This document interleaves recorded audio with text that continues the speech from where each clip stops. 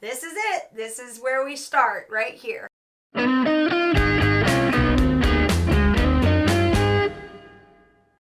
Okay, so here we are a few days into our big plans for 2020. And right now we're in the room that's probably going to be responsible for a good portion of what we do. We've got to grow our food, and it's all going to start here in this seed starting room. Now, last year we brought you on a tour to kind of show you as we were building it and putting it together. But this year we're going to do things a little bit different. We're still going to start our chicks over here on the left-hand side. But here on the right-hand side, we're going to swap things up a little bit different than we did last year. We still have the 3 shelves, or shelving units, and we have 4 shelves on each unit. But last year, we didn't use the top shelf. And the reason for that is because back behind these blankets are windows. And the window only comes to about here. So it really didn't provide enough sunlight for us to be able to grow anything. Well, this year, since we need to grow a lot of food, we decided to get some hooks and also some chain to be able to suspend a whole nother grow light to the top shelf. Now, these seed starting trays that we have here, we actually saved those from going into the landfill. At the end of the year last year, the end of the growing season, we went by and found these were literally getting ready to be thrown away.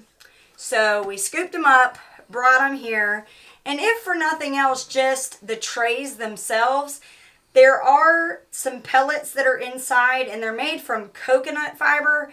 I tried to use some at the beginning of the fall, and I wasn't really impressed with what they, how they were growing.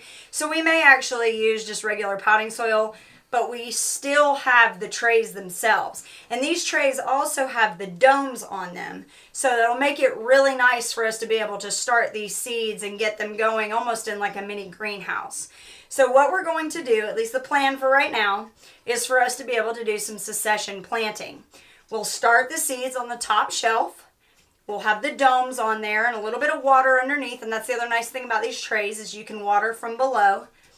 We will keep an eye on them. And as soon as the seedlings start to pop up, we'll remove the dome and move it down to the next shelf.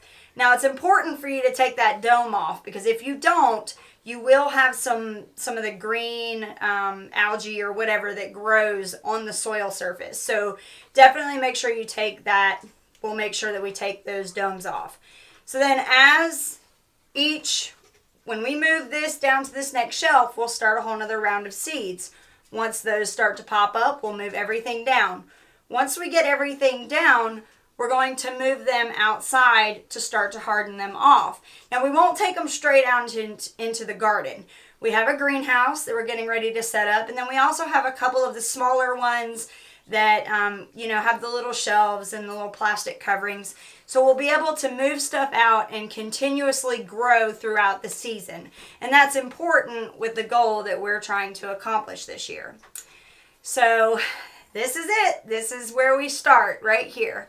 And we really appreciate all of you with all of the wonderful things that you've put in the comments. If you have any suggestions for this, we definitely welcome those. Put them down in the comments. We thank you for stopping by the Big Bear Homestead. God bless, and have a nice day.